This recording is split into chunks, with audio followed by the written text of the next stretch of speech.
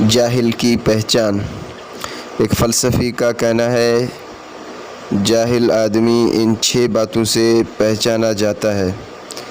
Number 1، بلا ضرورت غصہ میں آنا اور تاؤ کھانا۔ وہ انسان اور جانور غرض ہر چیز پر اپنا غصہ اتارتا رہتا ہے۔ نمبر 2، وہ بے سود اور غیر فائدہ مند باتوں میں الجھا رہتا ہے۔ نمبر 3، اپنی دولت ایسے کاموں میں خرچ کرتا ہے جن کا آخرت میں کوئی فائدہ نہیں۔ نمبر 4، وہ راز کی بات بھی ہر ایک سے کہہ دیتا ہے۔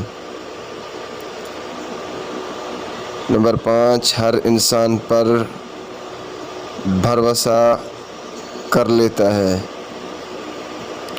نمبر 6، وہ دوست اور دشمن میں تمیز نہیں رکھتا۔